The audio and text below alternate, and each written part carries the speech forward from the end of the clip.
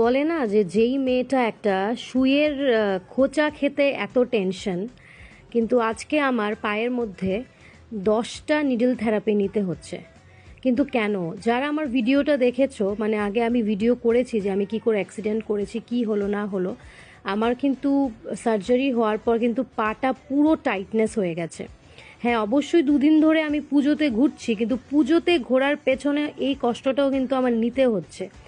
আর মনের জোর না থাকলে তো হবেই না। আমি একটা সিম্পল একটা ইনজেকশন নিতে কিন্তু আমি ভীষণ ভয় পেয়ে যাই।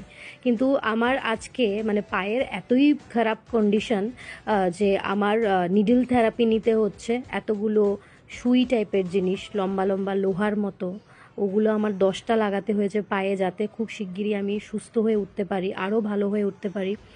আর এই হচ্ছে আমার অবস্থা, আমি চিৎকার করছিলাম।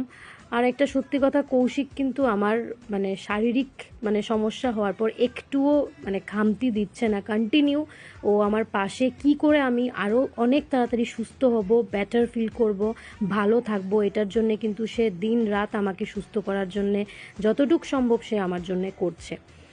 আমি খুব ভয় পেতাম নিডল থেরাপি নিতে, কিন্তু ও আমাকে সাপোর্ট করেছে অনেকটা। প্লাস আমাদের ফিজিওথেরাপিস্ট দাদা, উনি তো জাস্ট এক কথায় অসাধারণ।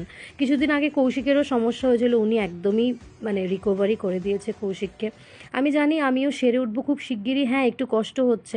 হাতের মধ্যেও একটা শক থেরাপি, এটার আমার নামটা পুরোটা জানা নেই, আমি জেনে নেব। শক থেরাপিও নিচ্ছিলাম। হাতটা আমার অ্যাকচুয়ালি ওই সাইডটা পুরোটাই কিন্তু আমার ইনজুরি।